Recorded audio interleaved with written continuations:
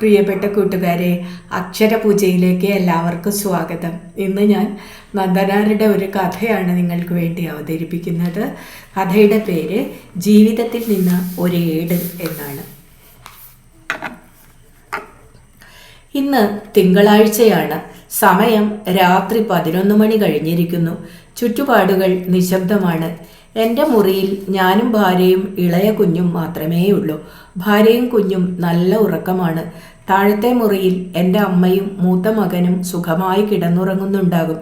എനിക്കാണെങ്കിൽ ഉറക്കം തീരെ വരുന്നില്ല. എൻ്റെ ലീവ് അവസാനിക്കാൻ പോകുകയാണെന്ന ബോധം എന്നെ അസ്വസ്ഥനാക്കുന്നു. അടുത്ത തിങ്കളാഴ്ചയാണ് ലീവ് കഴിഞ്ഞ് തിരിച്ചു പോകേണ്ടത്. അടുത്ത തിങ്കളാഴ്ച ഈ നേരത്ത് ഞാൻ മദ്രാസ് മെയിലിലെ ഏതെങ്കിലും ഒരു കമ്പാർട്ട്മെൻറ്റിൽ തിക്കിത്തിരുക്കിയിരിക്കുകയാവും. അടുത്ത തിങ്കളാഴ്ച ഇവിടെ നിന്ന് പോയാൽ പിന്നെ എത്ര തിങ്കളാഴ്ചകൾ കഴിയണം വീണ്ടും ഒരു ലീവ് കിട്ടാൻ? അപ്പോൾ അടുത്ത തിങ്കളാഴ്ച ഈ നേരത്ത് ഈ മുറിയിൽ ഞാൻ ഉണ്ടാവില്ല. എൻ്റെ ഭാര്യയും കുഞ്ഞും ഉണ്ടാവില്ല. ഞാൻ ലീവ് കഴിഞ്ഞ് പോയാൽ എൻ്റെ ഭാര്യയും അമ്മയും കുഞ്ഞുങ്ങളും എല്ലാവരും കൂടി താഴത്തെ മുറിയിലാണ് കിടക്കുക. ഒരാഴ്ചക്കകം ഹൃദയസ്തംഭനം മൂലം ഞാനങ്ങ് മരിച്ചാൽ എത്ര നന്നായിരുന്നു. ഞാൻ ആത്മാർത്ഥമായി ആശിച്ചു പോകുകയാണ്. കഴിഞ്ഞ ഒരു മാസമായി ഞാനൊരു സ്നേഹ സാമ്രാജ്യത്തിലാണ്. ഈ സ്നേഹ സാമ്രാജ്യത്തിൽ നിന്ന് അടുത്ത ആഴ്ച എനിക്ക് പോകേണ്ടി വരും. ഒരു വരണ്ട ലോകം എന്നെ ഉൾക്കൊള്ളാൻ ആർത്തി പൂണ്ട് അങ്ങ് ദൂരെ കിടക്കുന്നുണ്ട്. സ്നേഹത്തിൻ്റെ ഈ ശാതുല പ്രദേശത്തു നിന്ന് കഷ്ടപ്പാടുകളുടെ ആ വരണ്ട ലോകത്തിലേക്ക് പോകണമെന്ന ബോധം എന്നെ വേദനിപ്പിക്കുന്നു, പേടിപ്പെടുത്തുന്നു. മനസ്സിന് ഏകാഗ്രത കിട്ടുന്നില്ല. ഒരു വസ്തുവിനെയോ സംഭവത്തെയോ ചുറ്റിപ്പറ്റി ചിന്തിച്ചു തുടങ്ങിയാൽ അങ്ങേയറ്റം വരെ എത്തുന്നില്ല. അതിനു മുമ്പ് ചിന്തകൾക്ക് ശിഥിലത വരുന്നു. എല്ലാ ചിന്തകളുടെയും ഇടയിൽ നടുക്കമുണ്ടാക്കുന്ന ഒരു ബോധം, ലീവ് കഴിയാറായിരിക്കുന്നുവെന്ന ബോധം എൻ്റെ ഉറക്കത്തെ പോലും ഇല്ലാതാക്കുന്നു. ഒരു മാസമായി ഞാൻ ജീവിതം ആസ്വദിക്കുകയാണ്. അമ്മയുടെ ഉപദേശങ്ങളും ശാസനകളും, ഭാര്യയുടെ സ്നേഹമൂറുന്ന പരിഭവങ്ങളും പരാതികളും, നിഷ്കളങ്ക ഹൃദയരായ കുട്ടികളുടെ വാശികളും ശാഠ്യങ്ങളും എല്ലാം കൂടി ഞാൻ ഈ സ്നേഹ സാമ്രാജ്യത്തിലങ്ങ് അലിഞ്ഞു ചേർന്നിരിക്കുകയാണ്. ഒടുവിൽ താൽക്കാലികമായി എല്ലാം അവസാനിപ്പിക്കാൻ പോവുകയാണ്. ലീവ് കഴിഞ്ഞ് തിരിച്ചു പോകാനുള്ള ദിവസം സമീപമെത്തിയിരിക്കുന്നു. അതുകൊണ്ട് ഒരു മാസമായി ഞാൻ അലിഞ്ഞു ചേർന്ന ജീവിതത്തിൻ്റെ ഒരു ദിവസത്തെ ചില സംഭവങ്ങളെ കൂട്ടിയിണക്കി ഒരു കഥയ്ക്ക് രൂപം കൊടുക്കാൻ ശ്രമിക്കുകയാണ്. ഇന്ന് തിങ്കളാഴ്ചയാണ്. ആദ്യമേ പറഞ്ഞുവല്ലോ. രാവിലെ ഉറക്കമുണർന്ന് കണ്ണുകൾ തുറന്നപ്പോൾ ഭാര്യയും കുട്ടിയും ഉറക്കമുണർന്ന് താഴത്തേക്ക് പോയി കഴിഞ്ഞിരുന്നു. കറുത്തുമിനുത്ത നിലത്ത് 2-3 വാടിയ മുല്ലപ്പൂക്കൾ വീണകിടക്കുന്നത് കണ്ടു. തങ്കമ്മുവിൻ്റെ തലമുടിയിൽ നിന്ന് വീണതാകണം. മുല്ലപ്പൂക്കൾ പെറുക്കിയെടുത്ത് മണത്തു നോക്കി. മണം പോരാ. ധവളിമയ്ക്ക് മങ്ങല് പറ്റിയിട്ടുണ്ട്. അലക്ഷ്യമായി നിലത്തു തന്നെ ഇട്ടു. കുറച്ചു നേരം കൂടി കഴിഞ്ഞാൽ ആ മുല്ലപ്പൂക്കൾ തൊടിയിലേക്ക് എറിയപ്പെടുമെന്ന പരമാർത്ഥം എന്നെ അസ്വസ്ഥനാക്കി. ഇന്നലെ സന്ധ്യയ്ക്ക് ആ മുല്ലപ്പൂക്കൾ അവയുടെ വള്ളികളിൽ അത്ഭുതഭാവത്തോടെ വിരിഞ്ഞു നിന്നിരുന്നു. വള്ളിയിൽ നിന്ന് അറുത്തിട്ടില്ലായിരുന്നുവെങ്കിൽ ഇന്നും അന്തസ്സോടെ വിരിഞ്ഞു നിൽക്കുമായിരുന്നു. വീണപൂവിലെ ചില പദ്യങ്ങൾ ഓർമ്മയിൽ വന്നു. ആ പദ്യങ്ങളുടെ ഭാവവ്യാപ്തിയെക്കുറിച്ച് ആലോചിച്ചുകൊണ്ട് അങ്ങനെ കിടക്കുമ്പോൾ ആരോ കോണിപ്പടികൾ കയറി വരുന്ന ശബ്ദം കേട്ടു. തങ്കമ്മു ചായ കൊണ്ടുവരികയാകണം. ഞാൻ ഒരു രസത്തിനു വേണ്ടി കണ്ണുകൾ ചിമ്മിക്കിടന്നു. തങ്കമ്മു കട്ടിലിൽ വന്നിരുന്ന് എന്നെ കുലുക്കി വിളിച്ചുകൊണ്ട് പറഞ്ഞു, ചായ. ഞാൻ കേട്ട ഭാവം നടിച്ചില്ല. അവൾ എൻ്റെ മുഖത്തും തലമുടിയിലും കൈവിരലുകൾ ഓടിച്ചുകൊണ്ട് വീണ്ടും പറഞ്ഞു, മതി കള്ളവർക്കം, ചായ തണുക്കും. ഞാൻ കണ്ണുകൾ മിഴിച്ചു നോക്കി. പുലർകാലപ്രഭയുടെ ആത്മസത്തയിൽ നിന്ന് രൂപമെടുത്ത മനോഹരിയാണ് എൻ്റെ ഭാര്യയെന്നു തോന്നി. പുലർകാലപ്രഭയുടെ ആത്മസത്തയിൽ നിന്ന് രൂപമെടുത്ത ഒരു മനോഹരിയാണ് എൻ്റെ ഭാര്യയെന്നു തോന്നി. പ്രാതസ്നാനം കഴിച്ചു. അലക്കി ഉടുത്ത് നെറ്റിയിൽ മഞ്ഞക്കുറിയിട്ട് വലത്തെ കൈയിൽ ചായ ഗ്ലാസുമായി അവൾ അങ്ങനെ എൻ്റെ കട്ടിലിൽ വന്നിരിക്കുകയാണ്. അവൾ ചായ എൻ്റെ നേരെ നീട്ടി. ദാ. ഞാൻ ചായ വാങ്ങി കുറേശ്ശെയായി കുടിച്ചുകൊണ്ടിരിക്കുന്നതിനിടയിൽ പറഞ്ഞു, പുലർകാലപ്രഭയുടെ ആത്മസത്തയിൽ നിന്ന് രൂപമെടുത്ത സുരസുന്ദരി. എന്താ അത് രാവിലെ തന്നെ കവിത തോന്നുകയാണ്. എനിക്കിപ്പോൾ കവിതയൊന്നും കേൾക്കണ്ട. അവൾ കട്ടിലിൽ നിന്ന് എഴുന്നേറ്റ് പോകാൻ ഭാവിച്ചു. എന്താണ് ഇത്ര ധൃതി? ഞാൻ ചോദിച്ചു. കുട്ടികൾ അടുക്കളയിൽ വികൃതി കാട്ടിക്കൊണ്ടിരിക്കുകയാണ്. കുട്ടികൾ വികൃതി കാണിക്കും, കുട്ടികളുടെ ജോലി അതല്ലേ. അതിച്ചിട്ട് ഒരു പരമാർത്ഥം പറഞ്ഞു എന്നേ ഉള്ളൂ. ഞാൻ താഴേക്ക് പോവാണ്. അവൾ ഒന്നനങ്ങി നിന്നു. ഞാൻ പറഞ്ഞു, എന്നാൽ പൊയ്ക്കോളൂ. ഒരു കൊല്ലത്തിന് ശേഷം ലീവിൽ വന്നിരിക്കുകയാണ്. ഇനി ഒരാഴ്ചയും കൂടിയേ ഉള്ളൂ. പെട്ടെന്ന് അവളുടെ കണ്ണുകൾ നിറഞ്ഞു. നിറഞ്ഞ കണ്ണുകളോടെ അവൾ കട്ടിലിൽ വന്നിരുന്നു. കണ്ണീർ തുള്ളികൾ ധാരധാരയായി പ്രവഹിക്കാൻ തുടങ്ങി. എൻ്റെ മനസ്സലിഞ്ഞു. പാവം, പോകുന്ന കാര്യം രാവിലെ തന്നെ ഓർമ്മിപ്പിച്ച് അവളെ വ്യസനിപ്പിക്കേണ്ടിയിരുന്നില്ലെന്ന് തോന്നി. എന്തിനാ കരയുന്നത്? ഇത്രയ്ക്ക് സങ്കടപ്പെടാനായി ഞാൻ വല്ലതും പറഞ്ഞുവോ? അവളുടെ കൈത്തണ്ടകളിൽ തലോടിക്കൊണ്ട് ഞാൻ ചോദിച്ചു. അവൾ ഒന്നും പറയാതെ മുണ്ടിൻ്റെ തലപ്പുകൊണ്ട് കണ്ണുനീർത്തുള്ളികൾ തുടച്ചു. അച്ഛാ അച്ഛാ എന്ന് വിളിച്ചുകൊണ്ട് 6 വയസ്സായ മൂത്ത മകൻ അപ്പു മുറിയിലേക്ക് ഓടി വന്നു. എന്താ മോനെ? ഞാൻ ചോദിച്ചു. അച്ഛൻ എന്നാ എനിക്ക് സിനിമ നോട്ടീസ് വാങ്ങിത്തരില്ലേ? വാങ്ങിത്തരാ. ബാലന് കൊടുക്കണ്ടോ? ഇല്ല. ബാലൻ 4 വയസ്സായ ഇളയ മകനാണ്, അപ്പുവിൻ്റെ അനുജനാണ്. സിനിമാ നോട്ടീസ് അവൻ്റെ അനുജനായ ബാലന് കൊടുക്കാതെ അവന് കൊടുക്കണമെന്നാണ് അവൻ പറയുന്നത്. കൊടുക്കുമോ? അവൻ ഒരിക്കൽ കൂടി ചോദിച്ചു. ഇല്ല എന്ന് പറഞ്ഞില്ലേ? അപ്പുവിന് സന്തോഷമായി. അവൻ ചിരിച്ചുകൊണ്ട് അവൻ്റെ അമ്മയുടെ മുഖത്തേക്ക് നോക്കി. അമ്മയുടെ കണ്ണുകളിൽ ജലകണങ്ങൾ പൊടിഞ്ഞിരിക്കുന്നത് ആ കൊച്ചുമിടുക്കൻ കണ്ടുപിടിച്ചു. അമ്മ എന്തിനാ കരയണ്? തങ്കമ്മ ഒന്നും ശബ്ദിച്ചില്ല. അപ്പു വീണ്ടും ചോദിച്ചു, എന്തിനാ അമ്മ കരയണ്? അമ്മ കരയണമൊന്നുമില്ല, തങ്കമ്മു ഇടറിയ സ്വരത്തിൽ പറഞ്ഞു. ഇല്ലത്രേ. ഇല്ല അച്ഛാ, അമ്മ കരയണില്ലേ? അവൻ എൻ്റെ നേരെ തിരിഞ്ഞ് ഉത്കണ്ഠയോടെ ആരാഞ്ഞു. ഞാൻ പറഞ്ഞു, അമ്മയുടെ കണ്ണിൽ ആര് പോയതാവും? ഞാൻ ഊതിത്തരണോ? അവൻ അമ്മയോട് ചോദിച്ചു. വേണ്ട, നമുക്ക് താഴേക്ക് പോകാം. തങ്കമ്മു മകൻ്റെ കൈയും പിടിച്ചുകൊണ്ട് താഴത്തേക്ക് പോയി. അവളുടെ ഈറൻ തലമുടിക്കെട്ടിൽ നിന്ന് 2-3 തെച്ചിപ്പൂക്കൾ എന്നെ നോക്കി മന്ദഹസിച്ചു. അവർ മുറിയിൽ നിന്ന് പോയപ്പോൾ കട്ടിലിൽ നിന്ന് എഴുന്നേറ്റ് ജനാലകളിൽ കൂടി തൊടിയിലേക്ക് നോക്കി. തൊടി വീണ്ടും വരണ്ടു കിടക്കുകയാണ്. വേനൽക്കാലത്ത് തൊടി കാണാൻ കൗതുകമില്ല. വേനൽക്കാലത്ത് ലീവിൽ വരേണ്ടിയിരുന്നില്ലെന്ന് തോന്നി. വർഷകാലത്ത് വന്നാൽ മതിയായിരുന്നു. വർഷകാലത്ത് മഴയത്തേക്ക് നോക്കിക്കൊണ്ട് അങ്ങനെ കിടക്കാൻ എന്തു സുഖമാണ്. ജനലഴികളെ തൊട്ടുരുമി സ്വകാര്യം പറഞ്ഞു നിൽക്കുന്ന വാഴയിലകളിൽ മഴത്തുള്ളികൾ വീണു ചിന്നിത്തെറിക്കുന്നത് കാണാൻ എന്തു ചന്തമാണ്. മഴ പെയ്തു തണുത്ത ഭൂമിയിൽ വിത്തുകൾ പൊട്ടിമുളച്ച് അത്ഭുതഭാവത്തോടെ ആകാശത്തേക്ക് നോക്കി നിൽക്കുന്നത് കാണാൻ എന്തു ഭംഗിയാണ്. വർഷകാലത്ത് തൊടിയിലേക്ക് നോക്കുമ്പോൾ എൻ്റെ ഹൃദയം പീലി വിടർത്തുന്നു. വിണ്ടു വരണ്ടു കിടക്കുന്ന തൊടിയിലേക്ക് നോക്കുന്നത് എനിക്കിഷ്ടമല്ല. അതുകൊണ്ട് എഴുന്നേറ്റ് ഉമ്മറത്തേക്ക് വന്നു. ഉമ്മറത്ത് അമ്മ കാലു നീട്ടിയിരുന്ന് മുറുക്കുകയാണ്. പതിവ് പോലെ അമ്പലക്കുളത്തിൽ പോയി കുളിച്ചു. ക്ഷേത്ര ദർശനവും മറ്റും നടത്തിയിരിക്കുന്നു. ദേഹത്തിൽ ഭസ്മകുറികളുണ്ട്. അമ്മയുടെ രൂപം എന്നിൽ ഭക്തിരസമുളവാക്കി. ദിനകൃത്യങ്ങളും പ്രാതലും കഴിഞ്ഞ് ഉമ്മറത്തേക്ക് വന്നു. സ്വസ്ഥമായിരുന്ന് വല്ലതും വായിക്കണം. ഏണസ്റ്റ് ഹെമിംഗ്വേയെക്കുറിച്ച് കട്സിംഗർ എഴുതിയ ഒരു പുസ്തകം ഇന്നലെ വായനശാലയിൽ നിന്ന് കൊണ്ടുവന്നിട്ടുണ്ട്. ആ പുസ്തകം എടുത്ത് കസേരയിൽ വന്നിരുന്നു വായിക്കാൻ തുടങ്ങി. 2-3 പേജ് വായിച്ചു തീർന്നില്ല. അപ്പോഴേക്കും അടുക്കളയിൽ നിന്ന് തങ്കമ്മ വിളിച്ചു പറഞ്ഞു, ദാ ഇവരെ ഒന്ന് അങ്ങോട്ട് വിളിക്കുവോ? കുട്ടികൾ അടുക്കളയിൽ വികൃതി കാട്ടുന്നുണ്ടാവണം.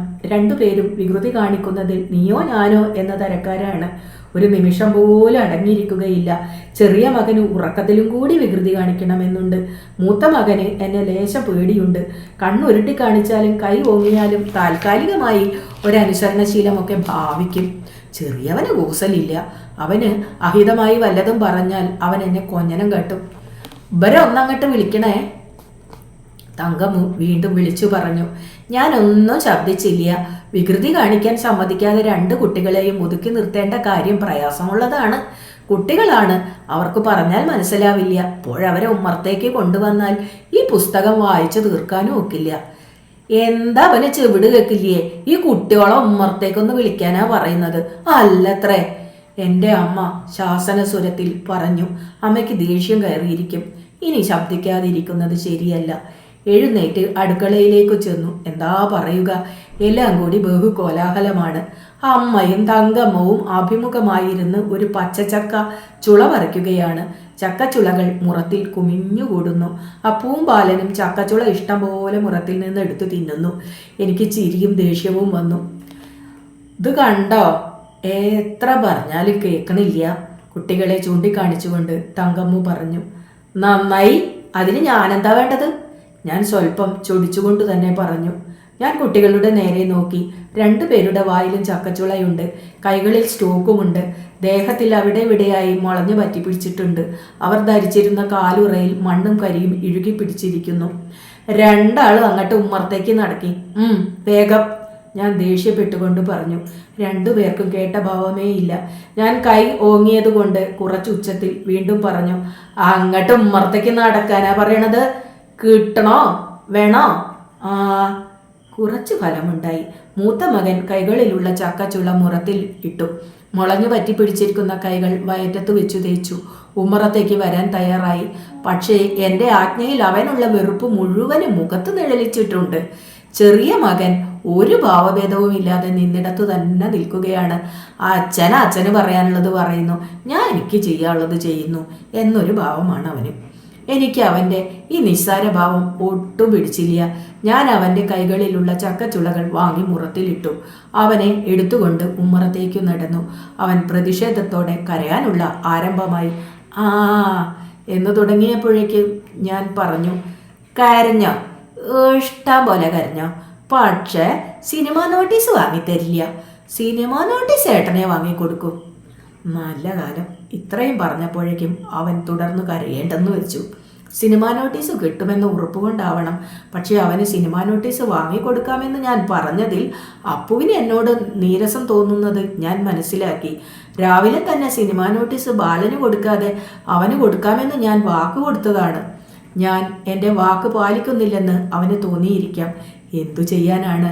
ബാലൻ്റെ കരച്ചിൽ നിർത്താൻ മറ്റെന്ത് ഉപായമാണ് ഞാൻ പ്രയോഗിക്കുക? രണ്ട് കുട്ടികളെയും കൊണ്ട് ഉമ്മറത്ത് വന്ന് ഇരിപ്പായി. കുട്ടികളെ നോക്കുക എന്നത് ഒരു മൂഷിപ്പം പണിയാണ്. കുട്ടിയേട്ടൻ ഇടയ്ക്കിടയ്ക്ക് പറയാറുള്ള വാക്കുകൾ ഞാൻ ഓർത്തു. കുട്ടികൾ ശാഠ്യം പിടിച്ചു കരയുവാൻ തുടങ്ങിയാൽ അടുക്കളയിൽ പണിയെടുത്തുകൊണ്ടിരിക്കുന്ന ഏട്ടത്തിയമ്മയെ വിളിച്ചുകൊണ്ട് കുട്ടിയേട്ടൻ പറയും, കുഞ്ഞുലക്ഷ്മി, എന്നാ ഇങ്ങോട്ട് വന്നോ, ബാക്കിയുള്ള അടുക്കളപ്പണികളെല്ലാം ഞാൻ എടുത്തോളാം, നീ കുട്ടിയോളെ നോക്കിക്കൊണ്ടിരുന്നാൽ മതി. എനിക്ക് കുട്ടികൾ ഉണ്ടാകുന്നതിന് മുമ്പ് കുട്ടിയേട്ടൻ്റെ ഈ സംസാരത്തിലുള്ള ധ്വനി മനസ്സിലാക്കുവാൻ സാധിച്ചിരുന്നില്ല. ഇപ്പോൾ ആ വാക്കുകളിലെ അർത്ഥവും ധ്വനിയും ശരിക്കും മനസ്സിലാക്കുന്നുണ്ട്. കുട്ടികളെ നോക്കുന്നത് പോലെ മറ്റൊരു മുഷിപ്പൻ പണിയില്ല. ഞാൻ രണ്ടു കുട്ടികളുടെയും മുഖത്തേക്ക് നോക്കി. രണ്ടുപേരുടെയും മുഖത്ത് അമർഷം നിഴൽ വീശിയിരിക്കുന്നു. ഞാൻ ചാരുകസേരയിൽ കിടന്നുകൊണ്ട് പറഞ്ഞു, മിടുക്കൻ കുട്ടികൾ. രണ്ടുപേരും വികൃതി കാണിക്കാതെ ഒതുങ്ങിയിരിക്കും. രണ്ടു പേർക്ക് സിനിമ നോട്ടീസ് വാങ്ങിത്തരാം.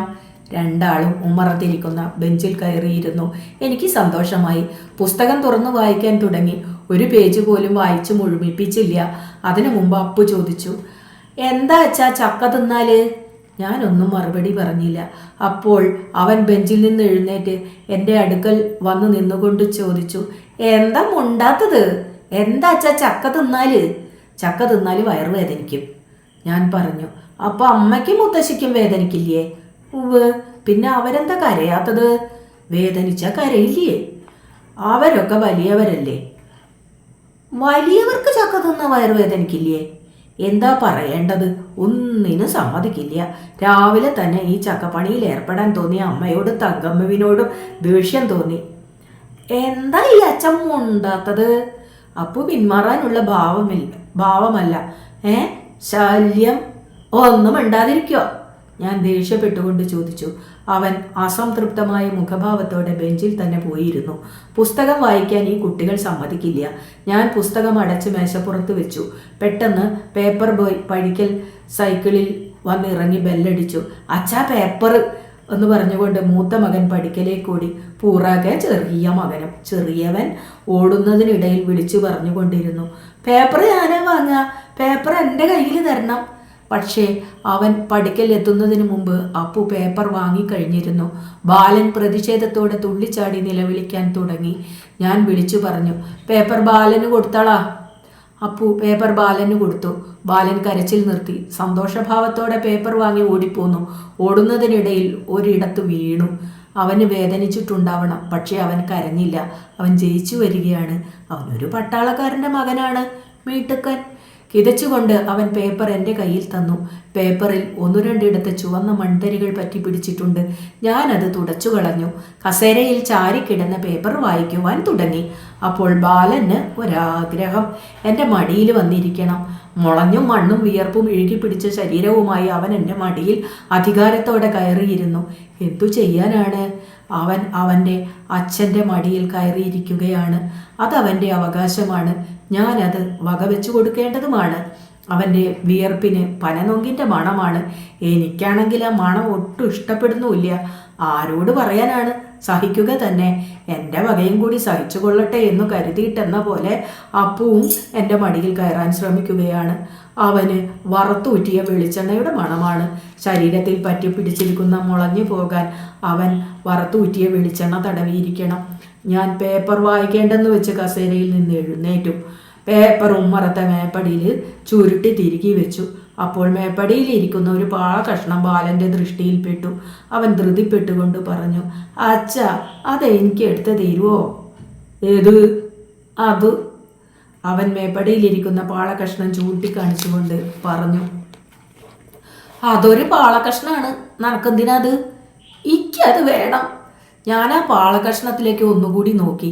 നിലം തേക്കാൻ ഒരു പാളൊക്കെ ഉണ്ടാക്കിയ ശേഷം ബാക്കി വന്നത് അമ്മ മേപ്പടിയിൽ വെച്ചതാവണം. ഞാൻ പറഞ്ഞു, അത് മുത്തശ്ശി നിലം തേക്കാൻ വെച്ചതാവും. അതെടുത്താലും മുത്തശ്ശി ഉമ്മ തല്ലും. ഇല്ല, എനിക്കത് വേണം. ഉപദ്രവം. ഇനി കരയാൻ തുടങ്ങും. അതിനു മുമ്പ് അത് എടുത്തു കൊടുത്തേക്കാം. മേപ്പടിയിൽ നിന്ന് ആ പാളകഷ്ണം എടുത്ത് അവന് കൊടുത്തു. അവന് സന്തോഷമായി. അവൻ ചിരിച്ചു. കുറച്ചു നേരമായി മൂക്കിൻ ദ്വാരത്തിൽ വിരലിട്ട് തൊടിയിലേക്ക് നോക്കിക്കൊണ്ടിരിക്കുന്ന അപ്പുവിൻ്റെ ശ്രദ്ധ അനുജൻ്റെ കയ്യിലുള്ള പ്ലാക്കിൻ കഷ്ണത്തിലേക്ക് തിരിഞ്ഞു. അവൻ മൂക്കിൻ ദ്വാരത്തിൽ നിന്ന് വിരലെടുത്തുകൊണ്ട് പറഞ്ഞു, അതെനിക്ക്. ഏത്? ഞാൻ ചോദിച്ചു. പാളകഷ്ണം. ബാലനെ ചൂണ്ടിക്കാണിച്ചുകൊണ്ട് അവൻ പറഞ്ഞു, നനക്കെന്തിനാ അത്? പാളകഷ്ണം ചെറിയ കുട്ടികൾക്കാണ്. എന്നാൽ എനിക്ക് പകുതി മുറിച്ചു തരണം. ആ പാളകഷ്ണം രണ്ടായി ഭാഗിക്കണമെന്ന പുതിയൊരു നിർദ്ദേശവുമായി അവൻ എത്തിയിരിക്കുകയാണ്. കുട്ടിയാണെങ്കിലും ഇപ്പോൾ തന്നെ തമ്മിൽ തല്ലും ഭാഗക്കാര്യം പറയലുമൊക്കെ ഉണ്ടായിരിക്കുകയാണ്. ഞാൻ പറഞ്ഞു, അത് നിനക്ക് തരില്ല. വെറുതെ ലഹളയ്ക്കൊന്നും വരണ്ട, അടി കിട്ടും. അപ്പോൾ അവൻ പറഞ്ഞു, ഞാൻ വലുതായി ശമ്പളം വാങ്ങിയാൽ അച്ഛൻ ഒന്നും തരില്ല. പിന്നെ ആർക്കാ കൊടുക്കുക? ചെറോണയ്ക്ക്. ചെറോണ ഞങ്ങളുടെ മുറ്റമടിക്കുന്ന പെണ്ണാണ്. അവർ വലുതായി ശമ്പളം വാങ്ങിയാൽ ചെറോണയ്ക്ക് അത്ര കൊടുക്കുക. ശരി, കൊടുത്തോട്ടെ, ബാലൻ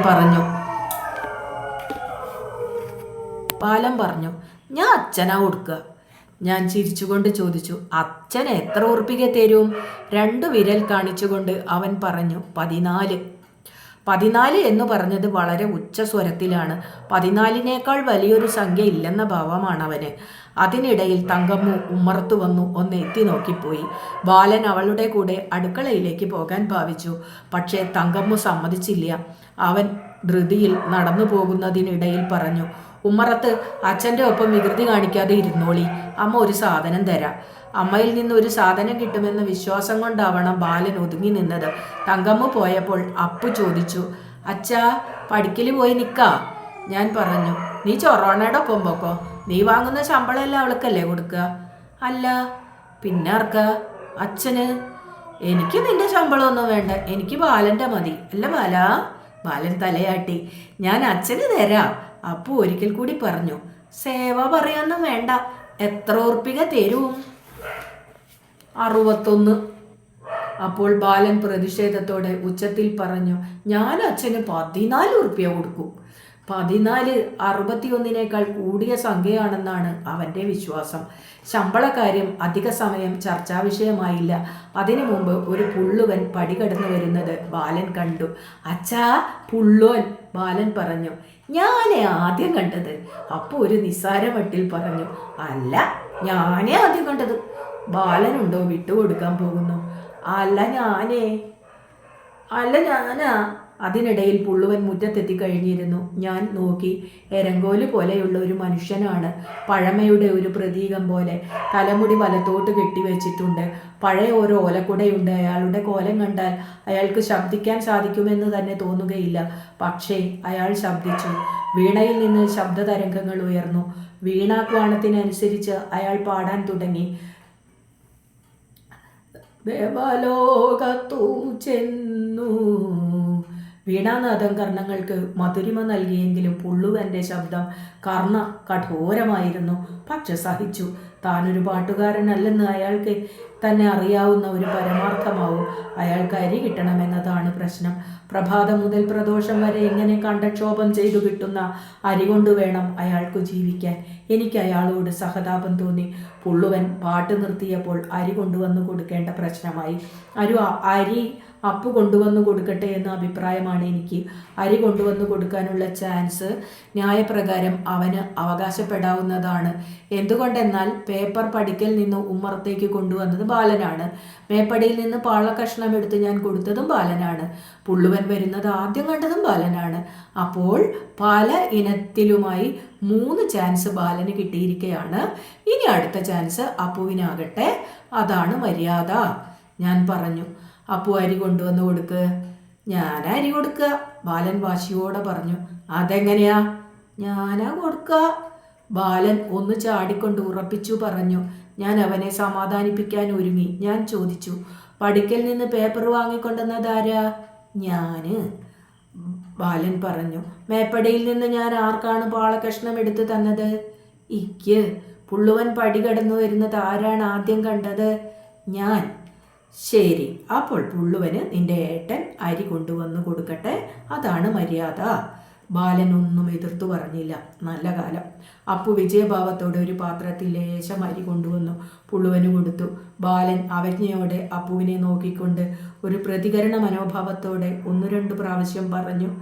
ഞാനാ പുള്ളോൻ വരണത് ആദ്യം കണ്ടത്. ഞാനാ പുള്ളോൻ വരണത് ആദ്യം കണ്ടത്. എനിക്ക് ചിരി വന്നുപോയി. ബാലൻ പറഞ്ഞു. അച്ഛാ, ഏട്ടന് സിനിമാ നോട്ടീസ് കൊടുക്കരുത് കേട്ടോ. ഇല്ല, ഇക്കും വേണം. ഞാൻ തട്ടിപ്പറിക്കും. അപ്പു പറഞ്ഞു. ഞാൻ തരാൻ സമ്മതിക്കില്ല, ബാലൻ ദൃഢസ്വരത്തിൽ പറഞ്ഞു. അപ്പോൾ അപ്പു ബാലൻ്റെ വയറ്റത്ത് ഒന്ന് തോണ്ടി. ബാലൻ അപ്പുവിൻ്റെ ചെവിക്ക് പിടിച്ചു. അപ്പു കുതറി. ബാലൻ നിലത്തു വീണ് നിലവിളിക്കാൻ തുടങ്ങി. ഞാൻ ബാലനെ എടുത്ത് അവൻ എൻ്റെ ദേഹത്തോട് പറ്റിച്ചേർന്ന് ഏങ്ങി കരയുവാൻ തുടങ്ങി. എന്തൊക്കെ പറഞ്ഞ് സമാധാനിപ്പിച്ചിട്ടും അവൻ കരച്ചിൽ നിർത്തുന്നില്ല. അപ്പു ഒരപരാധം ചെയ്ത പോലെ ചുമരും ചാരി ഉത്കണ്ഠയോടെ നിൽക്കുകയാണ്. ഞാൻ മുറ്റത്തേക്ക് ഇറങ്ങി. എന്നാലെങ്കിലും ബാലൻ്റെ കരച്ചിൽ നിർത്തുമോ? ഇല്ല, അവൻ കരച്ചിൽ തുടരുക തന്നെയാണ്. ഞാനൊന്നും മിണ്ടാതെ അവനെ എടുത്തുകൊണ്ട് മുറ്റത്ത് അങ്ങോട്ടും ഇങ്ങോട്ടുമായി നടന്നു. അപ്പോൾ മുറ്റത്തെ അഴുകിന്മേൽ കൂടി ഒരു പാമ്പ് ഇഴഞ്ഞു പോകുന്നത് കണ്ടു. ഞാൻ ബാലനെ താഴെ വെച്ച് ഒരു വിറകൻ കൊള്ളിയും എടുത്ത് പാമ്പിൻ്റെ നേരെ ഓടി. ഓടുന്നതിനിടയിൽ നല്ല ഉന്നം വെച്ച് പാമ്പിൻ്റെ നേരെ ഒരു ഏറു കൊടുത്തു. ഉന്നം പിഴച്ചില്ല. പാമ്പ് അഴുകിന്മേൽ നിന്ന് താഴത്തേക്ക് വീണു. ഞാൻ ധൈര്യത്തോടെ അടുത്തു ചെന്നു നോക്കി. പാമ്പ് അസഹനീയമായ വേദന കൊണ്ട് കിടന്ന് പുളയുകയാണ്. വാലിട്ടടിക്കുകയാണ്. മരണസഞ്ചാരം. അധിക നേരം മരണവേദന അനുഭവിപ്പിക്കേണ്ടെന്ന് കരുതി വലിയൊരു കല്ലെടുത്ത് പാമ്പിൻ്റെ തലക്കിട്ടു. തല ചതഞ്ഞു. വാല് പിന്നെയും കുറച്ചു നേരത്തേക്ക് ഇളകിക്കൊണ്ടിരുന്നു. ഒടുവിൽ അതും നിന്നു. എല്ലാം ശാന്തമായി. ഇതിനിടയിൽ ഞാൻ പാമ്പിനെ തല്ലിക്കൊന്ന വാർത്ത അപ്പു അടുക്കളയിൽ ചെന്നു പറഞ്ഞു. കേൾക്കേണ്ട താമസമേ ഉണ്ടായുള്ളൂ. അമ്മയും തങ്കമ്മവും പാമ്പിനെ കാണാൻ വന്നു. ബാലൻ എൻ്റെ മുണ്ടിൻ്റെ തുമ്പത്ത് പിടിച്ചുകൊണ്ട് അത്ഭുതഭാവത്തോടെ എൻ്റെ മുഖത്തേക്ക് നോക്കി. ഞാൻ അവനോട് ചോദിച്ചു, നീ എപ്പോഴേ കരച്ചിൽ നിർത്തിയത്? അതിന് സമാധാനമൊന്നും പറയാതെ അവൻ 2 കൈകളും പൊക്കി പിടിച്ചുകൊണ്ട് പറഞ്ഞു, അച്ഛ എന്നെ എടുക്ക്. മനസ്സില്ല, കരഞ്ഞോ? ഞാൻ പറഞ്ഞു. അമ്മ പറഞ്ഞു, നല്ല ഇനമാണോ ആവോ? എന്തിനെ അതിനെ തച്ചു കൊന്നത്? അത് അതിൻ്റെ പാട്ടിന് എഴഞ്ഞു പൊക്കോട്ടെ എന്ന് വെച്ചാൽ മതിയായിരുന്നില്ലേ? അസലായി. പാമ്പിനെ കണ്ടാൽ വെറുതെ ഇരിക്കേ. പാമ്പിൻ്റെ തലയിലേക്കിട്ട കല്ല് കാലുകൊണ്ട് തട്ടി മാറ്റിയിട്ടുകൊണ്ട് ഞാൻ പറഞ്ഞു, വാലിപ്പോഴും അനങ്ങണമെന്ന് തോന്നണ്. തങ്കമ്മുവിൻ്റെ ശബ്ദമാണ്. ഞാൻ പാമ്പിനെ ഒരു മുളവടി കൊണ്ട് 1-2 പ്രാവശ്യം തിരിച്ചും മറിച്ചും തോണ്ടിയിട്ടു. തങ്കമ്മു പറഞ്ഞു, അയ്യോ വേണ്ട, എനിക്ക് പേടിയാവണു. പേടി തോന്നുന്നെങ്കിൽ അടുക്കളയിൽ ചെന്നിരുന്ന് ചക്കച്ചുള പറിച്ചോ. ഞാൻ അങ്ങനെ പറഞ്ഞപ്പോൾ അപ്പു പൊട്ടിച്ചിരിച്ചു. ഞാനാ പറഞ്ഞതിലെ ഫലിതം അവന് പിടിച്ചിരിക്കുന്നു. അമ്മയുടെ മുഖത്ത് പരിഭ്രമമാണ്. നല്ല ഇനത്തിലുള്ള പാമ്പിനെ ആയിരിക്കുമോ ഞാൻ കൊന്നതെന്ന സംശയമാണ്. സർപ്പകോപം ഉണ്ടായാൽ തറവാട് മുടിഞ്ഞു പോകുമെന്ന് അമ്മ പറയാറുണ്ട്. ഞാൻ അമ്മയെ സമാധാനിപ്പിച്ചു. അമ്മേ, പരിഭ്രമിക്കൊന്നും വേണ്ട, ഇത് ചീത്ത വർഗത്തിൽ പെട്ട പാമ്പാണ്. എന്താ എന്നും പറഞ്ഞുകൊണ്ട് അമ്മ പോയി. പുറകെ തങ്കമ്മവും അപ്പുവും ബാലനും പോയില്ല. ധീരനായ അവരുടെ അച്ഛനെ വിട്ട് അവരെങ്ങനെ പോകും? ഒരു കുഴി കുഴിച്ച് പാമ്പിനെ അതിൽ അടക്കം ചെയ്തു. അതിനുശേഷം കുട്ടികളുമായി ഉമ്മറത്തേക്ക് തന്നെ മടങ്ങി വന്നു. ചായ വേണ? തങ്കമ്മു ഉമ്മറത്ത് വന്ന് ചോദിച്ചു. ചായ ഒന്നും വേണ്ട. പിന്നെ എന്താ വേണ്ടത്? ഈ കുട്ടികളിൽ നിന്നും എന്നെ ഒഴിവാക്കി തരണം. ചക്കപ്പണി തീർന്നിട്ടില്ല. ഈ കുട്ടികളെ ഒന്ന് മേൽ കഴിക്കിച്ചു വിടുക.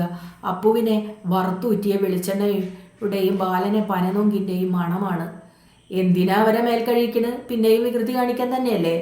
കുട്ടികൾ വികൃതി കാട്ടി ശരീരത്തിൽ ചെളിയാക്കുമെന്ന് വെച്ച് ആരും അവരെ കുളിപ്പിക്കാതിരിക്കാറില്ല. എനിക്കിപ്പോൾ അതിനൊന്നും വയ്യ, വൈകുന്നേരം കുളിപ്പിക്കാം. തങ്കമ്മു അടുക്കളയിലേക്ക് തന്നെ പോയി. കുട്ടികൾ രണ്ടും മുഖത്തോട് മുഖം നോക്കി നിൽക്കുകയാണ്. പുതുതായി വല്ല വികൃതികളും കാണിക്കാനുള്ള പരിപാടിയാവാം. ഞാൻ അനുനയ സ്വരത്തിൽ പറഞ്ഞു. അച്ഛൻ ഈ പുസ്തകം ഒന്ന് വായിക്കട്ടെ, നിങ്ങൾ കുറച്ചു നേരം അടങ്ങിയിരിക്കി. അച്ഛൻ മിഠായി വാങ്ങിത്തരാം. മിഠായി ഇപ്പം തന്നെ വേണം? ബാലന് മിഠായി ഉടൻ വേണമെന്നാണ്. മിഠായി വൈകുന്നേരം വാങ്ങിത്തരാം. ഞാൻ വാക്കു കൊടുത്തു. രണ്ടുപേര് സമ്മതിച്ചു. നിലത്ത് മലർന്നു കിടന്നു ബാലൻ. കാലുകൾ ചുമരിൽ വെച്ചടിച്ചുകൊണ്ട് ശബ്ദമുണ്ടാക്കിക്കൊണ്ടിരുന്നു. അവന് വെറുതെ കിടക്കുക പ്രയാസമാണ്. അപ്പു പാട്ട് പാടുവാൻ തുടങ്ങി. വണ്ടി വണ്ടി നിന്നെ പോലെ വയറിലെനിക്കും തീയാണ്. എനിക്ക് തല ധരിക്കുവാൻ തുടങ്ങി. എന്തു പറഞ്ഞാലും ഈ കുട്ടികൾ കേൾക്കില്ല. ഞാൻ പുസ്തകം വീണ്ടും മേശമേൽ തന്നെ വെച്ചു. തങ്കമ്മു ഒരു ഗ്ലാസ് ചായ കൊണ്ടുവന്നു തന്നു. എന്നിട്ട് ഒരു നിസ്സാരമട്ടിൽ എന്നെയും കുട്ടികളെയും ശ്രദ്ധിക്കാതെ അടുക്കളയിലേക്ക് പോകുകയും ചെയ്തു. ഞാൻ ചായ കുടിച്ചു. നല്ല ചായ. എനിക്ക് വേണ്ടി സ്പെഷ്യലായി ഉണ്ടാക്കിയതാവണം. ചായ കുടിച്ചുകൊണ്ടിരിക്കുമ്പോൾ അങ്ങ് ദൂരത്തു നിന്ന് ചെണ്ടക്കൊട്ടിൻ്റെ ശബ്ദം കേട്ടു. സിനിമാ നോട്ടീസുകാരൻ്റെ വരവാണ്. ഷോക്ക് തട്ടിയ പോലെ കുട്ടികൾ രണ്ടും എഴുന്നേറ്റുകൊണ്ട് പറഞ്ഞു, അച്ഛാ നോട്ടീസ്. ഞാൻ എഴുന്നേറ്റു. രണ്ടുപേർക്കും സിനിമാ നോട്ടീസ് വാങ്ങിക്കൊടുക്കാമെന്ന് പറഞ്ഞിട്ടുണ്ടല്ലോ. കരാറു പാലിച്ചില്ലെങ്കിൽ മോശമല്ലേ? പടിക്കലേക്കു നടന്നു. മക്കൾ ഇരുവശത്തുമായി അകമ്പടിക്കുണ്ട്. ഭേഷ് പടിക്കൽ വന്ന് തയ്യാറായി നിൽപ്പായി. സിനിമാ നോട്ടീസ് കൊടുക്കുന്നവൻ അടുത്തെത്തിയപ്പോൾ കൈ നീട്ടി. പച്ച നിറത്തിലുള്ള ഒരു നോട്ടീസ് കിട്ടി. അതുകൊണ്ടായില്ലല്ലോ, ഒന്നും കൂടി വേണമല്ലോ. ഒരിക്കൽ കൂടി കൈനീട്ടി. അപ്പോൾ കിട്ടിയത് ചുവന്ന നോട്ടീസാണ്. എന്തായാലും സന്തോഷമായി. രണ്ടാൾക്കും ഓരോ നോട്ടീസ് കൊടുക്കണമല്ലോ. പക്ഷെ ഇവിടെയും ഒരു പ്രശ്നം ഉത്ഭവിക്കുന്നുണ്ട്. നോട്ടീസിൻ്റെ നിറത്തിൽ വ്യത്യാസമുണ്ടല്ലോ. അതുകൊണ്ട് ചെറിയ വഴക്കിന് വകയുണ്ട്. വഴക്ക് കൂടാതെ കഴിക്കാൻ എന്താണൊരു ഉപായമെന്നാലോചിച്ചുകൊണ്ട് ബാലനോട് ചോദിച്ചു, നിനക്ക് ഏത് നോട്ടീസാണ് വേണ്ടത്? എനിക്ക് രണ്ടും വേണം. ഒരൊറ്റ മൂച്ചിനങ്ങ് പറഞ്ഞു. അപ്പോൾ ഏട്ടനോ? ഏട്ടന് കൊടുക്കണ്ട. അത് പറ്റില്ല, ഏട്ടൻ പാവല്ലേ. ഏട്ടന് കൊടുക്കണ്ട. എന്നാൽ ഒരു കാര്യമായിക്കോട്ടെ, നിനക്ക് നാളെ 2 വാങ്ങിത്തരാം. ഏട്ടന് കൊടുക്കില്ല. ഒരു വിധത്തിൽ അവൻ സമ്മതിച്ചു. ഞാൻ പച്ച നോട്ടീസ് ബാലനും ചുവന്ന നോട്ടീസ് അപ്പുവിനും കൊടുത്തു. പച്ച നോട്ടീസ് കയ്യിൽ വെച്ചുകൊണ്ട് ഏട്ടൻ്റെ കയ്യിലുള്ള ചുവന്ന നോട്ടീസിലേക്ക് ബാലൻ കുറച്ചു നേരം നോക്കിക്കൊണ്ടു നിന്നു. മുഖത്ത് ഒരു സംതൃപ്തിയില്ല. പച്ച നോട്ടീസിനേക്കാൾ ചുവന്ന നോട്ടീസായിരിക്കുമോ നല്ലത് എന്ന സംശയമാണ് അവന്. എനിക്ക് തോന്നി അത് ശരിയായിരുന്നു. പടിക്കൽ നിന്ന് ഉമ്മറത്തെത്തിയപ്പോഴേക്കും ഏട്ടൻ്റെ കയ്യിലുള്ള ചുവന്ന നോട്ടീസ് ചൂണ്ടിക്കാണിച്ചുകൊണ്ട് ബാലൻ പറഞ്ഞു, ഇക്ക് ഇത് വേണ്ട, അത് മതി. എന്താണ് ചെയ്യുക? ഞാൻ അപ്പുവിൻ്റെ കവിളിൽ മൃദുവായി തലോടിക്കൊണ്ട് പറഞ്ഞു, പച്ച നോട്ടീസാ നല്ലത്. അതങ്ങട്ട് ബാലന് കൊടുത്തളാ. ഞാൻ കൊടുക്കില്ല, അപ്പു തീർത്ത് പറഞ്ഞു. അച്ഛൻ്റെ ഒട്ടിയല്ലേ മിട്ടുക്കാൻ, അതങ്ങട്ട് അനിയന് കൊടുക്കൂ. ഇനി എന്താ വഴി? രംഗം വഷളാവുകയാണ്. ഞാനൊരു ഉപായം പ്രയോഗിക്കാൻ നിശ്ചയിച്ചു. അപ്പുവിനെ അടുത്ത് വിളിച്ചു. അവൻ്റെ ചെകിട്ടിൽ പറഞ്ഞു, അച്ഛന്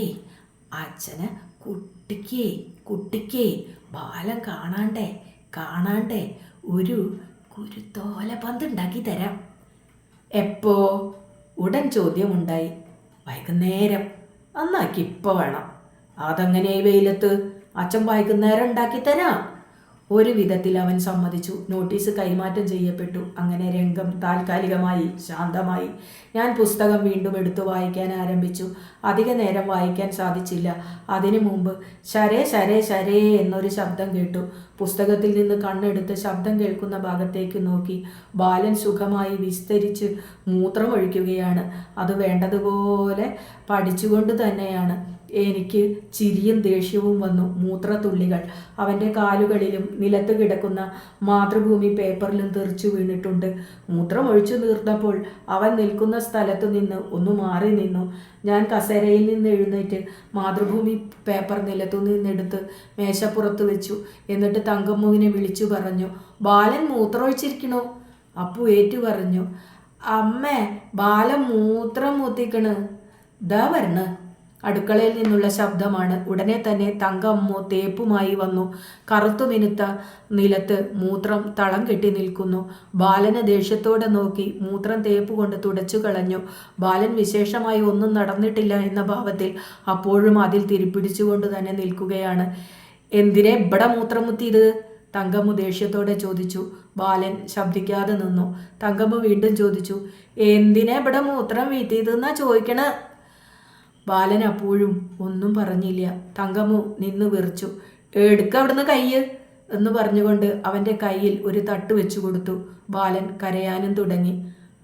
ഓ, കരഞ്ഞോ കരഞ്ഞോ കരഞ്ഞോ കരഞ്ഞാൽ സമാധാനിപ്പിക്കുക അച്ഛണ്ടല്ലോ അടുത്ത് എന്ന ഭാവത്തിൽ തങ്കമ്മു രംഗത്തു നിന്ന് പോയി. എനിക്ക് അവളോട് ദേഷ്യം തോന്നി. വെറുതെ അവനെ കരയിപ്പിച്ചു. മൂത്രം തുടച്ച് വൃത്തിയാക്കി അടുക്കളയിലേക്ക് അങ്ങ് പോയാൽ മതിയായിരുന്നു. ഞാൻ ബാലനെ എടുത്തു. അവൻ നിർത്താതെ കരഞ്ഞുകൊണ്ട് എൻ്റെ നെഞ്ചിൽ അള്ളിപ്പിടിച്ചു കിടന്നു. എൻ്റെ ദേഹത്തിൽ ചക്കമുളഞ്ഞീനും കണ്ണുനീരും മൂത്രവും വിയർപ്പും എല്ലാമായിരിക്കെയാണ്. എനിക്കാകപ്പാടെ ഒരസഹ്യത അനുഭവപ്പെട്ടു. എന്തു ചെയ്യാനാണ്? അവനെൻ്റെ മകനല്ലേ? ഞാൻ ചോദിച്ചു, എന്തിനാ കരയണ്? എന്താ മോന് വേണ്ടത്? അമ്മ തച്ചു. സാരില്ല. അമ്മ തച്ചു. സാരില്ല മോനെ. അവനുണ്ടോ കരച്ചിൽ നിർത്തുന്നു. ഞാൻ പറഞ്ഞു, നമുക്ക് അമ്മേനെ വെളിച്ചത്ത് ചോറ് കൊടുത്ത് ഇരുട്ടത്ത് കിടത്തി ഉറക്കണം. എന്താ? ഞാനീ പറഞ്ഞത് അവൻ്റെ അമ്മയ്ക്ക് നല്ലൊരു ശിക്ഷയാണെന്ന് അവന് ബോധ്യമായതുകൊണ്ടാവാം അവൻ കരച്ചിൽ നിർത്തി. ഞാൻ ആശ്വാസത്തോടെ അവനെ നിലത്ത് വെച്ചു. അപ്പോൾ ഒരു ഭിക്ഷക്കാരൻ മുറ്റത്ത് പ്രത്യക്ഷപ്പെട്ടു. സ്വാമി സുബ്രഹ്മണ്യ സ്വാമി ശരണം. 70 വയസ്സ് പ്രായം തോന്നിക്കുന്ന കാവി വസ്ത്രധാരിയായ ഒരു മനുഷ്യനാണ്. നരച്ച താടി നെഞ്ചുവരെ നീണ്ടു കിടക്കുന്നു. കുട്ടികളും ഞാനും അയാളെ നോക്കി. അയാൾ ഒരിക്കൽ കൂടി ശബ്ദിച്ചു, സ്വാമി ശരണം. അയാൾക്ക് അരി കൊണ്ടുവന്നു കൊടുത്തത് ബാലനാണ്. അപ്പു അവകാശവാദവുമായി മുന്നോട്ട് വന്നില്ല. അമ്മ എന്നെ തല്ലിയിരിക്കുന്നത് കൊണ്ട് ഭിക്ഷക്കാരന് അരി കൊണ്ടുവന്നു കൊടുക്കാനുള്ള അവകാശം തനിക്കാണ് എന്നൊരു ഭാവമാണ് ബാലന്. ഭിക്ഷക്കാരൻ ദൃഷ്ടിയിൽ നിന്ന് മറഞ്ഞപ്പോൾ തങ്കമ്മു ഉമ്മറത്ത് വന്ന് കുട്ടികളെ കുളിപ്പിക്കാൻ വിളിച്ചു കൊണ്ടുപോയി. ഉമ്മറത്ത് ഒരു ശാന്തത കളിയാടി. നേരം 10-12 മണിയാകുന്നു. എന്തൊരു വെയിലാണ്. വിയർത്തൊലിക്കുന്നു. ഒരിക്കൽ കൂടി കുളിച്ചു. ഊണ് കഴിഞ്ഞ് ഉമ്മറത്ത് വന്നപ്പോൾ അമ്മ കാല് നീട്ടിയിരുന്ന് വിസ്തരിച്ച് മുറുക്കുകയാണ്. വൈകുന്നേരം അങ്ങാടിയിലേക്ക് പോകുന്നുണ്ടെങ്കിൽ കാല് രാത്തല് അക്കിലക്കറുകയും ഒരു മൊടി പുകലയും വാങ്ങിക്കൊണ്ട് വരണം. അപ്പവും ബാലനും കുളിയും ഊണും കഴിഞ്ഞ് ഉമ്മറത്തേക്ക് വന്നു. അമ്മ പറഞ്ഞു, എനിക്ക് കുറച്ച് കിടന്നുറങ്ങിക്കോളി. അപ്പു അമ്മയുടെ മടിയിൽ തലവെച്ചു കിടന്നു. ബാലൻ ചെല്ലപ്പെട്ടിയിൽ നിന്ന് അടപ്പെടുത്ത് കളിക്കാനുള്ള ആരംഭമാണ്. അമ്മ ദേഷ്യപ്പെട്ടു. പോയി അമ്മയോടൊപ്പം കിടന്നുറങ്ങിക്കോ. ബാലൻ ദേഷ്യപ്പെട്ടുകൊണ്ട് അകത്തേക്ക് പോയി. എന്തൊരു ചൂടാണ്. ഉറക്കം വരുന്നു. ഒന്ന് കിടന്ന് മയങ്ങണം. എന്താണ് പോസ്റ്റ്മാനെ കാണാത്തത്? പ്രസാധകന്റെ മറുപടി ഇന്നെങ്കിലും കിട്ടേണ്ടതാണ്. മറുപടി കത്തിനൊപ്പം തന്നെ മണി ഓർഡറോ ചെക്കോ എന്തെങ്കിലും ഒന്ന് കാണാതിരിക്കില്ല. അത് കിട്ടിയിട്ട് വേണം ഗുരുവായൂരിൽ പോയി തൊഴാൻ. തൊഴുതാൽ മാത്രം പോരാ, ബാലന് നേന്ത്രപ്പഴം കൊണ്ട് തുലാഭാരം തൂക്കണം. വേറെയും അല്ലറ ചില്ലറ വഴിപാടുകൾ കഴിക്കാനുണ്ട്. ബാലന് ഗ്രഹണി പിടിച്ചപ്പോൾ നേന്ത്രപ്പഴം കൊണ്ട് തുലാഭാരം കഴിക്കാമെന്ന് തങ്കമ്മു പ്രാർത്ഥിച്ചതാണ്. ഗ്രഹണി മാറി. ഇപ്പോൾ ബാലൻ മിടുക്കനായിരിക്കെയാണ്. തുലാഭാരം തൂക്കാൻ ഇനി താമസിച്ചുകൂടെന്നാണ് തങ്കമ്മു പറയുന്നത്. ഗുരുവായൂരപ്പൻ ദേഷ്യപ്പെട്ടാലോ? ശരിയാണ്. ഗുരുവായൂരപ്പനെ ദേഷ്യപ്പെടുത്തിക്കൂടാ. പക്ഷേ പണത്തിനെന്താണ് വഴി? പ്രസാധകനെ ഒന്ന് സമീപിച്ചു നോക്കുക തന്നെ എന്ന നിഗമനത്തിലെത്തിയത് മൂലമാണ് കുറച്ച് പണം അയച്ചു തരാൻ വേണ്ടി കത്തെഴുതിയത്. വല്ലതും അയച്ചു തരാതിരിക്കില്ല. എത്ര ഉറുപ്പിക അയക്കും? വിശന്നിരിക്കുന്നവർ ആഹാരത്തെക്കുറിച്ച് ഓർക്കുന്നത് പോലെ ഞാൻ അങ്ങനെ ആലോചിച്ചിരിക്കുമ്പോൾ പോസ്റ്റ്മാൻ വന്നു. ഉത്കണ്ഠയോടെ കസേരയിൽ നിന്ന് എഴുന്നേറ്റു. കത്തു വാങ്ങി അപ്പു അമ്മയുടെ മടിയിൽ നിന്നും ചാടി എഴുന്നേറ്റു. തങ്കമ്മവും ബാലനും ഉമ്മറത്തേക്ക് വന്നു. മണി ഓർഡർ ഉണ്ടാ? ഞാൻ പോസ്റ്റ്മാനോട് ചോദിച്ചു. ഇല്ല എന്നു പറഞ്ഞ് അയാൾ ധൃതിയിൽ നടന്നുപോയി. ഞാൻ കവറിലേക്ക് നോക്കി. തവിട്ടു നിറത്തിലുള്ള കവറാണ്. വടിവൊത്ത വലിയ അക്ഷരത്തിൽ മേൽവിലാസം എഴുതിയിരിക്കുന്നു. കവറിനകത്ത് ചെക്ക് ഉണ്ടാകണേ എന്ന് പ്രാർത്ഥിച്ചുകൊണ്ട് കവർ പൊളിച്ചു. പെട്ടെന്ന് എൻ്റെ മുഖം മങ്ങിയിരിക്കണം. ഇല്ല, ചെക്കില്ല. എന്താ? തങ്കമ്മു ചോദിച്ചു. ഞാൻ കത്തെടുത്തു കാണിച്ചു. എന്താ എഴുതിയിരിക്കണത്? കേൾക്കണോ? ഞാൻ കത്ത് വായിച്ചു. മാന്യരെ, കത്തു കിട്ടി, സന്തോഷം. പണസംബന്ധമായി ബുദ്ധിമുട്ടുള്ള സന്ദർഭമാണ്, ക്ഷമിക്കുക. താമസിയാതെ വല്ലതും തരാൻ ശ്രമിക്കാം. തങ്കമ്മ ഒന്നും പറഞ്ഞില്ല. ഞാൻ പറഞ്ഞു, ഇനി അടുത്ത കൊല്ലം പോകാമെന്ന് വയ്ക്കുക. എൻ്റെ നിസ്സഹായത മനസ്സിലാക്കിയാവാം അവൾ അപ്പോഴും ഒന്നും പറഞ്ഞില്ല. ബാലൻ എൻ്റെ അടുക്കൽ വന്നു നിന്നുകൊണ്ട് പറഞ്ഞു, അച്ഛാ, ലക്കോട്ടിക്ക് തരുമോ? 2 വർഷം മുമ്പ് ഗുരുവായൂരിൽ തൊഴാൻ പോയപ്പോൾ വികൃതി ഉണ്ടാവാൻ വേണ്ടി ബാലനെ കൊണ്ട് മഞ്ചാടിക്കുരു വാരിപ്പിച്ച കാര്യം ഞാൻ ഓർത്തു. ആ വഴിപാട് വെറുതെ ആയില്ല. ഞാൻ ലക്കോട്ട് ബാലനും കത്തപ്പുവിനും കൊടുത്തു. അപ്പു ആ കടലാസ് കൊണ്ട് ചെറിയൊരു തോണി ഉണ്ടാക്കി. കുറച്ച് കിടക്കണം. എഴുന്നേറ്റ് മുകളിലേക്ക് പോയി. തലേണയിൽ തോർത്തുമുണ്ട് വിരിച്ച് നിലത്ത് മലർന്നു കിടന്നു. ഏണസ്റ്റ് ഹെമിംഗ്വേയുടെ ജീവചരിത്രം കുറേ നേരം വായിച്ചു. എന്തൊരു സംഭവബഹുലവും വർണ്ണശബളവുമായ ജീവിതമാണിത്. സാഹസികനായ വിശ്വസാഹിത്യകാരൻ്റെ പുറംചട്ടയിലുള്ള ഫോട്ടോയിലേക്ക് കുറേ നേരം നോക്കിക്കൊണ്ട് കിടന്നു. വേദനയും നിരാശയും നിഴൽ വീശിയിരിക്കുന്ന ഭ്രമാത്മകമായ ആ മുഖചിത്രം ഹൃദയസ്പർശകമാണ്. കുറേ കഴിഞ്ഞപ്പോൾ ഞാൻ ഉറങ്ങിപ്പോയി. വിചാരിച്ചതിലും കുറച്ചധിക നേരം ഉറങ്ങിപ്പോയി. ഉണർന്നപ്പോൾ 4 മണി കഴിഞ്ഞിരുന്നു. നല്ലപോലെ വിയർത്തിരിക്കുന്നു. തലേണയിൽ നിന്ന് തോർത്തുമുണ്ടെടുത്ത് കഴുത്തും മുഖവും തുടച്ചു. ഉമ്മറത്തു നിന്ന് മക്കളുടെ സംസാരവും ശബ്ദങ്ങളും കേൾക്കുന്നുണ്ട്. അവർ ഉച്ചയ്ക്ക് ഉറങ്ങിയിട്ടില്ലെന്ന് മനസ്സിലായി. എഴുന്നേറ്റ് ഉമ്മറത്ത് വന്നു നോക്കിയപ്പോൾ ഞാനാകെ തരിച്ചുപോയി, നടുങ്ങിപ്പോയി. എന്താണിത്? എൻ്റെ മക്കൾക്ക് സാധനം. എൻ്റെ പേബുക്കും ലീവ് സർട്ടിഫിക്കറ്റും റെയിൽവേ വാറണ്ടും ചെക്ക് ടിക്കറ്റുമാണ്. ഉമ്മറത്ത് മൂത്രവും സിനിമാ നോട്ടീസിൻ്റെ കഷ്ണങ്ങളും പുളിങ്കുരുവും വാഴണയും കുരുത്തോലയും വളപ്പൊട്ടുകളും പാളക്കഷ്ണങ്ങളും. എന്തിനാ പറയുന്നത്? എല്ലാം കൂടി കണ്ടപ്പോൾ ഞാനങ്ങു നിന്നു കലി തുള്ളിക്കൊണ്ട് അലറി, തങ്കമ്മോ! തങ്കമ്മു വരാൻ കാത്തു നിന്നില്ല. 2 കുട്ടികളെയും പിടിച്ച് അവരുടെ കാൽവണ്ണയിൽ നന്നാല് ചുട്ടടി വെച്ചു കൊടുത്തു. അല്ലത്രേ, 2 പേരും കരയാൻ തുടങ്ങി. ഇപ്പോൾ വേദനിച്ച് നിലവിളിക്കുകയാണ്. കരയട്ടെ, ഇഷ്ടം പോലെ കരയട്ടെ. എന്തേത് എന്നന്വേഷിച്ചുകൊണ്ട് തങ്കമ്മു ഉമ്മറത്തേക്ക് ഓടി വന്നു. ആ, എന്തേത്? ഒക്കെ പോയി എൻ്റെ കൺമുന്നിന്ന്. തള്ളയും മക്കളും ഒക്കെ പോയി. ആരെയും കാണണ്ട. തങ്കമ്മു കരയുന്ന കുട്ടികളുമായി അകത്തേക്ക് പോയി. തളം കെട്ടിക്കിടക്കുന്ന മൂത്രത്തിൽ വീണ കിടക്കുന്ന പേ ബുക്ക് എടുത്തു നോക്കി. അപ്പടി നനഞ്ഞിരിക്കുന്നു. അതെടുത്ത് ഉമ്മറത്തെ കോലായിലെ വെയിലത്ത് വെച്ചു. 2 തുണ്ടമായി കിടക്കുന്ന ലീവ് സർട്ടിഫിക്കറ്റ് എടുത്ത് പശ വെച്ച് ഒട്ടിച്ച് ശരിപ്പെടുത്തി. റെയിൽവേ വാറണ്ടിന് പരിക്കൊന്നും പറ്റിയിട്ടില്ല. അപ്പുവിൻ്റെ വായിൽ കിടന്ന് കുതിർന്ന ചെക്ക് ടിക്കറ്റ് എടുത്തു. അതും കോലായിലെ വെയിലത്ത് നിലത്ത് കൊണ്ടുപോയി വെച്ചു. തങ്കമ്മ ഒരു ഗ്ലാസ് ചായയുമായി ഉമ്മറത്ത് വന്നു. എനിക്കിപ്പോൾ ചായയൊന്നും വേണ്ട. ഇങ്ങനെ ദേഷ്യപ്പെട്ടാലോ? പിന്നെ എങ്ങനെയാ ദേഷ്യപ്പെടേണ്ടത്? അവരുടെ കാലിമ്പലത പൊള്ളച്ച് കിടക്കണു. നന്നായി. അവൾ ചായ മേശപ്പുറത്ത് വെച്ചു. അകത്തേക്ക് പോയി. ഞാൻ ചായ എടുത്തു കുടിച്ചു. നല്ല ചായ. ചായ കുടിച്ചുകൊണ്ടിരിക്കുമ്പോൾ അമ്മ വന്നു. കുട്ടികൾക്ക് എന്തോ കുന്തമുണ്ടോ? ഇതൊക്കെ നമ്മൾ സൂക്ഷിച്ചു വെക്കേണ്ട സാധനമല്ലേ? അമ്മ എന്നെ ഉപദേശിക്കാൻ തുടങ്ങി. ഞാനതൊക്കെ സൂക്ഷിച്ചു വെക്കാൻ തങ്കമ്മൂൻ്റെ കയ്യിൽ കൊടുത്തതാ. അവൾക്ക് വിവരല്ലേ? കെട്ടഴിഞ്ഞ തലമുടി കെട്ടിക്കൊണ്ട് തങ്കമ്മു രംഗത്ത് വന്നു. അവൾ എൻ്റെ അമ്മയോടായി പറഞ്ഞു, അമ്മേ, ഞാൻ അത് പെട്ടിയിൽ വെച്ച് തന്നെയാണ് സൂക്ഷിച്ചത്. ആ വേലത്തി കൊണ്ടത്തന്ന കൈതപ്പൂവ് പെട്ടിയിൽ വെക്കാൻ വേണ്ടി പെട്ടി ഒന്ന് തുറക്കണ്ട താമസം രണ്ടാളും അറ്റുചാടി. ഇതൊക്കെ അവർ എങ്ങനെയാണ് പെട്ടിയിൽ നിന്ന് എടുത്തതെന്ന് എനിക്ക് അറിഞ്ഞും കൂടാ. വല്ലാത്തൊരു കുട്ടികൾ, അമ്മ ഇടയിൽ കയറി പറഞ്ഞു. പാവം രണ്ടാളും അടിയും കൊണ്ട് ഉറങ്ങി. തങ്കമ്മ വ്യസനത്തോടെ പറഞ്ഞു. ഞാൻ എഴുന്നേറ്റ് പോയി കാലും മുഖവും കഴുകി കുപ്പായം എടുത്തിട്ട് പുറത്തേക്ക് പോകാൻ ഒരുങ്ങി. കുട്ടികൾ കോണിത്തട്ടിൽ കിടന്ന് ഉറങ്ങുകയാണ്. അവർ ദൃഷ്ടിയിൽപ്പെട്ടപ്പോൾ തല്ലേണ്ടിയിരുന്നില്ലെന്ന് തോന്നി. പുറത്തേക്ക് പോകുന്നതിന് മുമ്പ് പേബുക്കും മറ്റും കോലായിൽ നിന്നെടുത്ത് തങ്കമ്മുവിനെ ഏൽപ്പിച്ചു. ദേഷ്യം മാറിയോ? തങ്കമ്മു ചോദിച്ചു.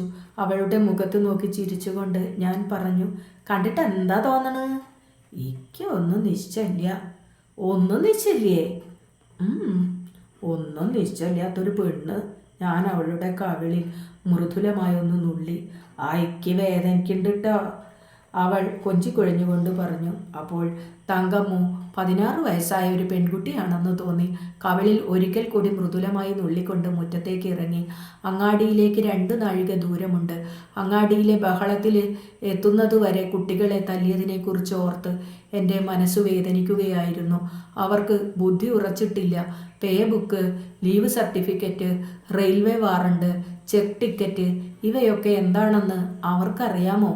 അവരെ തല്ലിയതിന് ഒരർത്ഥവുമില്ല, ഒരു കാരണവുമില്ല. അവർ കുറ്റക്കാരല്ല. തങ്കമ്മുവിൻ്റെ അശ്രദ്ധ കൊണ്ടല്ലേ പേ ബുക്കും മറ്റും കുട്ടികൾ എടുക്കാൻ കാരണം. കഴിഞ്ഞത് കഴിഞ്ഞു. സന്ധ്യയ്ക്ക് വീട്ടിൽ പോയി കുട്ടികളെ സന്തോഷിപ്പിക്കണം. അവർക്ക് തിന്നാൻ എന്തെങ്കിലും വാങ്ങിക്കൊണ്ടു പോകണം. എന്താണ് വാങ്ങേണ്ടത്? ഓറഞ്ച് ആയിക്കോട്ടെ. അങ്ങാടിയിൽ നിന്ന് മടങ്ങുമ്പോൾ വലിയ 2 ഓറഞ്ച് വാങ്ങി. 2 ആൾക്ക് ഓരോന്ന് കൊടുക്കാം. അമ്മയ്ക്ക് അക്കിലക്കറുകയും പുകയിലയും വാങ്ങാൻ മറന്നില്ല. വീട്ടിലെത്തിയപ്പോൾ സന്ധ്യയായി. ദീപം തങ്കമ്മു ദീപവുമായി ഉമ്മറത്ത് വന്നതും ഞാൻ ഉമ്മറത്തേക്ക് കയറിയതും ഒപ്പമായിരുന്നു. സാന്ധ്യത്തുടുപ്പിൽ അവൾ കൂടുതൽ മനോഹരിയായിരിക്കുന്നത് പോലെ തോന്നി. വൃത്തിയായി മേൽക്കഴുകി വാർന്നു കെട്ടിയ തലമുടിയിൽ മുല്ലപ്പൂമാല ചൂടി ചുണ്ടിൽ മന്ദസ്മിതവുമായി കൈകളിൽ തൂവെളിച്ചം തൂവുന്ന ദീപവുമായി അവൾ എൻ്റെ മുന്നിൽ പ്രത്യക്ഷപ്പെട്ടപ്പോൾ ഞാൻ പറഞ്ഞു, സാന്ധ്യത്തുടുപ്പിൻ്റെ ആത്മസത്തയിൽ നിന്ന് രൂപമെടുത്ത മനോഹരി. ഞാനതൊന്നുമല്ലേ? ഇത്രയും പറഞ്ഞ് അവൾ ദീപവുമായി അകത്തേക്ക് പോയി. ഞാൻ അകത്ത് പോയി കുപ്പായം അഴിച്ചിട്ട് ഉമ്മറത്തേക്ക് വന്നപ്പോൾ കുട്ടികൾ കാലും മുഖവും കഴുകി ഭസ്മം തൊട്ട് അമ്മയുടെ അടുത്തിരുന്ന് നാമം ചൊല്ലാൻ തുടങ്ങിക്കഴിഞ്ഞിരുന്നു. നാമം ചൊല്ലൽ കഴിഞ്ഞപ്പോൾ 2 പേരെയും അടുത്തു വിളിച്ചു. വാത്സല്യപൂർവ്വം ഉമ്മ വെച്ചു. ഓരോ ഓറഞ്ച് 2 പേരുടെയും കയ്യിൽ കൊടുത്തു. അവരുടെ ഓമന മുഖത്തിൽ സന്തോഷത്തിൻ്റെ തൂവെളിച്ചം പരക്കുന്നത് നിലവിളക്കിൻ്റെ പ്രകാശത്തിൽ ഞാൻ നോക്കിക്കണ്ടു. പാവം കുട്ടികൾ. അച്ഛൻ തച്ചത് വേദനിച്ചോ? ഞാൻ 2 പേരോടുമായി ചോദിച്ചു. ഇല്ല എന്ന അർത്ഥത്തിൽ 2 പേരും തലയാട്ടി. എൻ്റെ കണ്ണുകളിൽ സന്തോഷാശ്രുക്കൾ പൊടിഞ്ഞു. നിഷ്കളങ്ക ഹൃദയരായ എൻ്റെ കുട്ടികൾ ആഹ്ലാദത്തിമർപ്പോടെ ഓറഞ്ചിൻ്റെ അല്ലികൾ ഓരോന്നായി തിന്നുകൊണ്ടിരിക്കുമ്പോൾ എനിക്ക് എൻ്റെ ഹൃദയത്തിൽ സംതൃപ്തിയുടെ മധുരിമ അനുഭവപ്പെടുകയായിരുന്നു. ഞാൻ കൊണ്ടുവന്ന് കൊടുത്ത പുകല മണത്ത് നോക്കി. അസ്സല് പുകല എന്ന് അമ്മ പറഞ്ഞപ്പോൾ എനിക്കുണ്ടായ ആത്മസംതൃപ്തി പകർത്താൻ ഞാൻ ആളല്ല.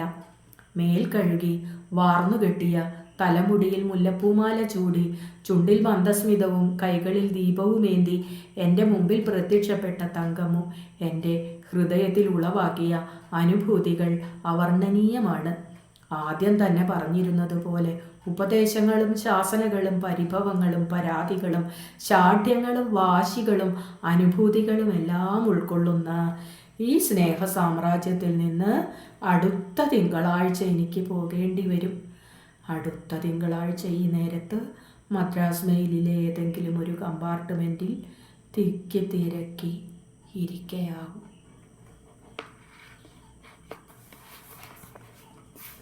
ഒരു പട്ടാളക്കാരൻ്റെ ജീവിതത്തിൽ വീണു കിട്ടുന്ന കുറച്ച് നിമിഷങ്ങൾ, അയാളുടെ കുടുംബത്തോടൊത്ത് സന്തോഷകരമായി ചെലവഴിച്ച കുറേ നിമിഷങ്ങൾ അയാൾ ഓർത്തു പോവുകയാണ്. അങ്ങനെ പട്ടാളക്കഥകൾ എഴുതിയിട്ട് പട്ടാള ജീവിതത്തിൻ്റെ പല വ്യത്യസ്ത മുഖങ്ങളെ പല വിധത്തിൽ ആവിഷ്കരിച്ചിട്ടുള്ള ഒരു കഥാകൃത്താണ് നന്ദനാർ. അപ്പോൾ നന്ദനാരുടെ ഈ കഥയിലും ഒരു പട്ടാളക്കാരൻ്റെ കൊച്ചു കൊച്ചു സന്തോഷങ്ങളാണ് ആവിഷ്കരിച്ചിട്ടുള്ളത്. അപ്പോൾ ലീവ് കഴിയുന്നു എന്ന വേദനയോടുകൂടെ തുടങ്ങുന്ന കഥ ആ വേദനയിൽ തന്നെ അവസാനിക്കുകയും ചെയ്യുകയാണ്.